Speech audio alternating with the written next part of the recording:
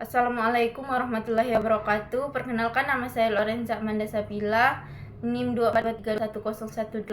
Saya dari Prodi PAI kelas 2G dan Fakultas Tarbiyah dan Tadris.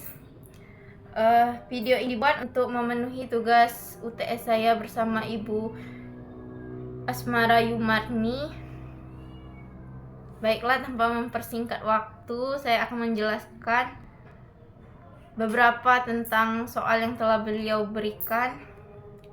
Soal pertama yaitu ada, menurut saudara bagaimana mengimplementasikan kedudukan dan fungsi Al-Quran dalam kehidupan kita sehari-hari? Jelaskan dengan alasannya.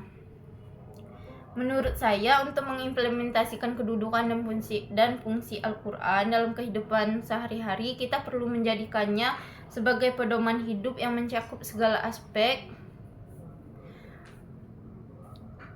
Al-Quran memiliki kedudukan yang sangat tinggi dalam Islam karena ia adalah wahyu Allah yang diturunkan Nabi Muhammad SAW sebagai petunjuk hidup yang lengkap dan sempurna.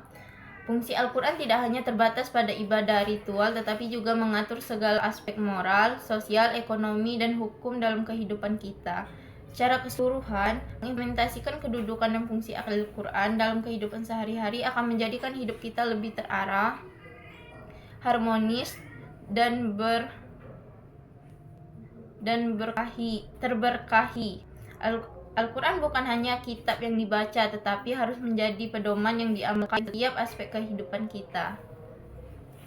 Terus yang kedua ada, apa pelajaran yang bisa kita ambil dari sejarah, mulai dari proses kewahyuan hingga penghimpunan Al-Quran? Jelaskan dengan alasannya. Sejarah Al-Quran mulai dari proses pewahyuan hingga penghimpunan mengandung banyak pelajaran yang dapat diambil dan diterapkan dalam kehidupan kita. Proses tersebut tidak hanya mencerminkan tentang keagungan kehidupan kita,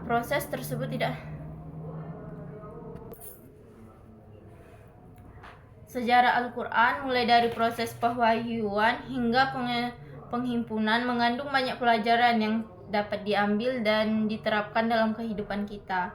Proses tersebut tidak hanya mencerminkan tentang keagungan wahyu Allah, tetapi juga mengajarkan kita berbagai nilai yang berharga, baik dalam konteks spiritual maupun sosial. Ada beberapa pelajaran yang bisa diambil dari sejarah Al-Quran, yaitu ada kesabaran dan ketekunan dalam menyampaikan wahyu. Terus ada keutamaan ilmu dan pembelajaran berkelanjutan. Juga ada pentingnya pengumpulan dan penyusunan untuk memelihara keaslian, kepemimpinan dan ketanggungjawabkan dalam penyebaran wahyu. Dan ada kesimpulan dalam menghadapi tantangan sepanjang sejarahnya. Jadi sejarah Al-Quran memberikan pembelajaran tentang kesabaran, pentingnya ilmu, kebijaksanaan dalam pengelolaan, kepemimpinan yang efektif, serta konsistensi. Sejarah Al-Quran memberikan pembelajaran tentang kesabaran, pentingnya ilmu, kebijaksanaan dalam pengelolaan, kepemimpinan yang efektif, serta konsistensi dalam menghadapi tantangan seperti tantangan hidup. Semua ini dapat menjadi pedoman bagi kita dalam menghadapi berbagai dinamika kehidupan dalam menjaga kebenaran ajaran agama. Terus yang ketiga ada, Al-Quran menjadi mukjizat bagi Rasulullah SAW. Dan apa pendapat saudara terhadap pernyataan Allah Subhanahu wa Ta'ala akan mempermudah semua urusan manusia yang menjadikan Al-Quran sebagai pedoman hidup? Jelaskan dan beri alasannya. Menurut saya, Al-Quran adalah mukjizat terbesar yang diberikan kepada Rasulullah SAW, yang tidak hanya mengandung petunjuk hidup, tetapi juga menjadi sumber kekuatan dan kebijaksanaan bagi umat Islam. Al-Quran merupakan wahyu Allah yang diturunkan dengan cara yang sangat luar biasa, tidak dapat ditandingi oleh siapapun, dan menjadi bukti kenabian Rasulullah SAW. Dalam konteks ini, Pernyataan bahwa Allah Subhanahu wa Ta'ala akan mempermudah semua urusan manusia yang menjadikan Al-Quran sebagai pedoman hidup memiliki makna yang dalam dan besar. Adapun alasan mengapa pernyataan tersebut dapat dipahami sebagai suatu kebenaran, yaitu Al-Quran sebagai petunjuk hidup, menghadapi ujian dengan keteguhan iman, pendidikan dan etika dalam Al-Quran, berkah dan ridho Allah, dan yang terakhir yaitu ada mengikuti sunnah Rasulullah Sallallahu Alaihi Wasallam. Terus ada soal terakhir, yaitu apa yang saudara ketahui tentang metode penafsiran Al-Quran dan praktik penafsiran Al-Quran? Jelaskan dengan alasannya.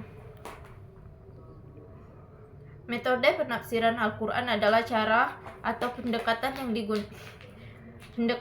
digunakan untuk memahami dan menjelaskan makna-makna tertentu dalam ayat-ayat Al-Quran. Penafsiran ini sangat penting karena Al-Quran sebagai kitab suci memiliki dimensi yang sangat dalam dan luas, yang memerlukan pemahaman yang benar agar dapat diterapkan dengan tepat dalam kehidupan sehari-hari. Ada metode penafsiran Al-Quran yang umum digunakan, yaitu tafsir bil ma'thur atau penafsiran dengan hadis. Terus ada tafsir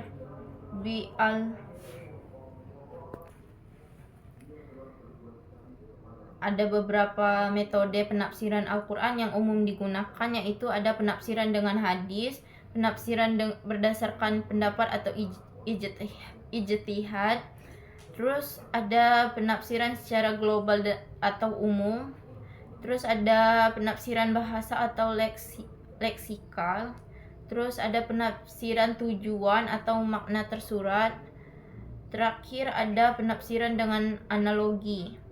Praktek penafsiran Al-Quran.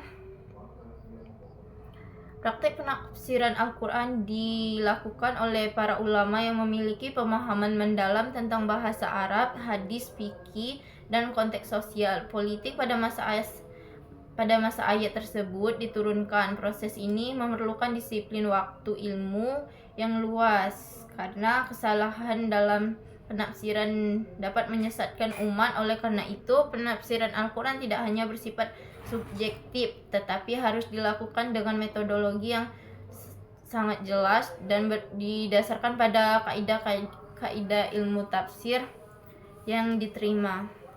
Mungkin itu saja video yang bisa saya sampaikan. Mungkin banyak kesalahan dalam video ini, saya mohon maaf, kepada Tuhan saya mohon ampun. Saya akhiri, wabillahi taufiq wal hidayah. Wassalamualaikum warahmatullahi wabarakatuh.